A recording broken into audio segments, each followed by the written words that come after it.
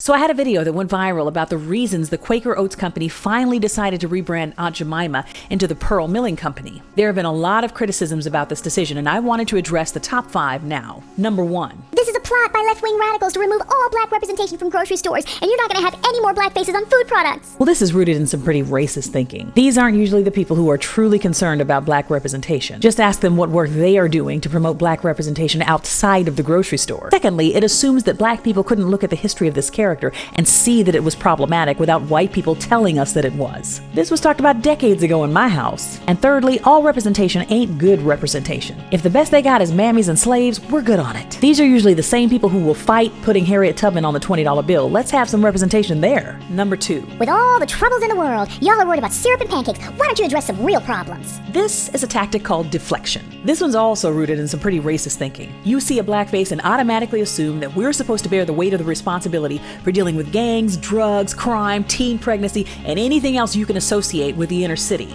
How dare we be concerned about a company who's based their whole image off of a blackface minstrel character that's meant to mock black women? Don't we know our place? This is just as ridiculous as you telling someone that you have a toothache and they respond, "Well, doesn't your car have engine problems? Shouldn't you be dealing with that? That's more important." That doesn't mean you don't need to go to the dentist. We can walk and chew gum at the same time. These issues can be addressed simultaneously. When people ask this question, the thing they're really revealing about themselves is whether or not they really care about this issue. Is this harming you personally? Is this going to change anything about your life? Is this solving racism? This is also a form of deflection and gaslighting, taking the focus off the bigger issue and trying to make the person that's raising the issue question whether or not it's going to affect them personally. This is about changing the system. This is about structural change. This is about the ways in which racist ideologies are baked into the system itself. This is about a company profiting from a minstrel caricature of a black person to sell their product for 130 years. It's dead wrong whether you or I are personally affected by it or not. But I would also argue that the subtle way in which black servitude is fetishized by these images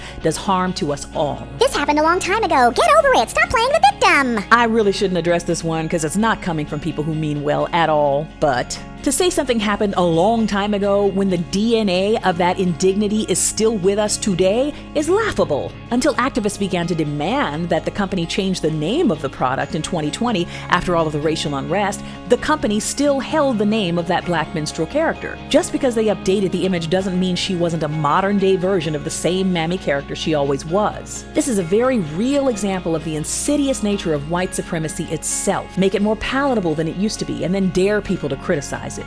We are not falling for it. What about Nancy Green? She was a model. She was a millionaire, an entrepreneur. Her family thinks this is a terrible decision. Many women played the Aunt Jemima character through the years, but it never made any of them rich. Nancy Green has not been on the product since the 1920s. She didn't even have her own house when she died. She was buried in a pauper's grave with no headstone. The Quaker Company fired her when she refused to do a transatlantic crossing to promote the product. They hired a woman named Agnes Moody to play her after that, and then they touted her as the original Aunt Jemima, completely disregarding Nancy Green. Decades later, when historians finally identified Nancy Green as the original Aunt Jemima, they reached out to the Quaker Oats Company to try to get a headstone for her grave. Quaker said Nancy Green and Aunt Jemima were two different entities and they felt no responsibility for this. The family of Anna Short Harrington, a later model, sued the Quaker Oats Company in 2014, alleging that Quaker had stolen the recipe from Anna and Nancy Green and that they had cheated them out of royalties. The family couldn't prove that the recipe came from Nancy or Anna, and no contracts could be located, so the suit was thrown out. During a time where a black woman could only play a mammy or be one, what these women were able to accomplish was remarkable.